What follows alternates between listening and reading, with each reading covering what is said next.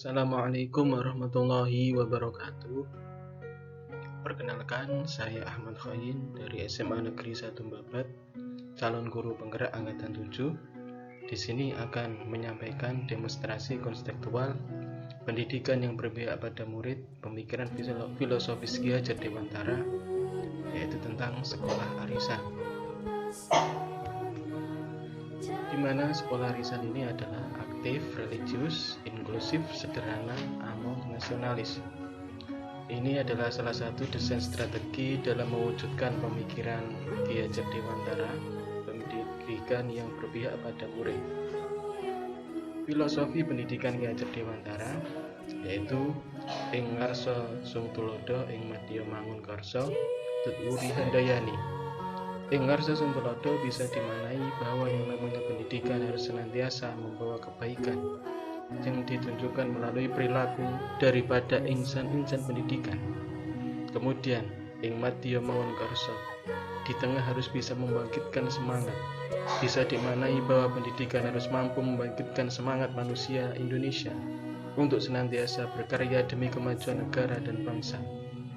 Kemudian tutwuri handayani artinya di belakang harus memberikan dorongan. Bisa dimaknai bahwa pendidikan harus menjadi tenaga pendorong supaya menghasilkan sumber daya manusia atau SDM Indonesia yang tangguh, yang siap bersaing dalam kancah internasional.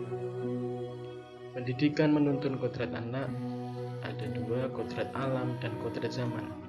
Di sini kodrat alam itu adalah kodrat yang berkaitan dengan sifat dan bentuk lingkungan di mana anak berada. Kemudian kodrat zaman yaitu tentang berkaitan dengan isi dan irama.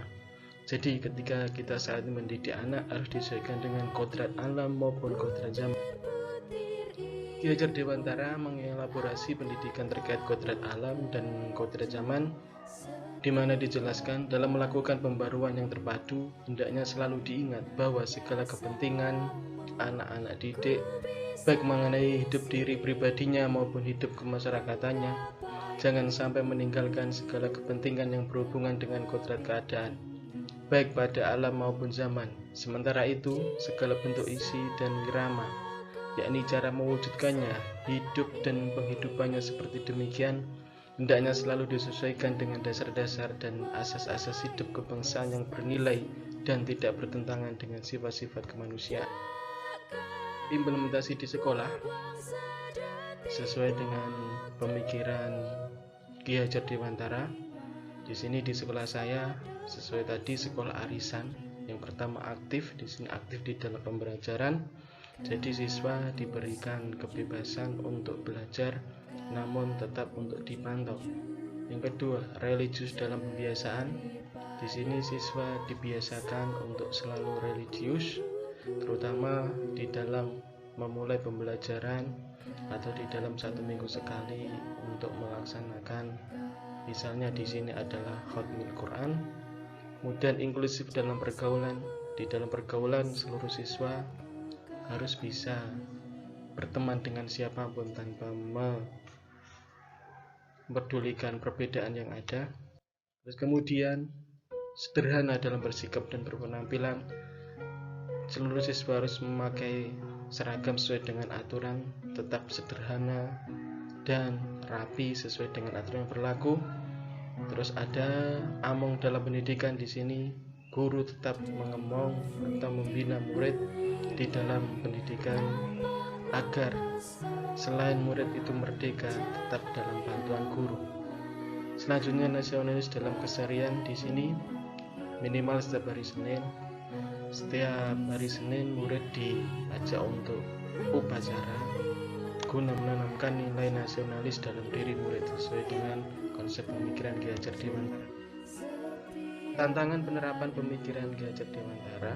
Yang pertama, kurang terbukanya pemikiran pendidikan dengan perkembangan zaman. 2. Kurangnya minat pembelajaran siswa sehingga sulit melakukan KBM sesuai dengan kodrat alam dan kodrat zaman. 3. Penanaman budi pekerti hanya ditekankan di sekolah saja sedangkan di rumah kadang terabaikan. Solusi penerapan pemikiran Ki Hajar Dewantara. Pendidikan harus senantiasa mengembangkan diri sesuai perkembangan zaman, melatih metode pembelajaran yang menyenangkan agar anak tertarik untuk belajar, Ketiga, sosialisasi penanaman budi pekerti pada seluruh elemen sekolah, terutama pada wali murid. Terima kasih, salam dan bahagia. Saya akhiri, assalamualaikum warahmatullahi wabarakatuh.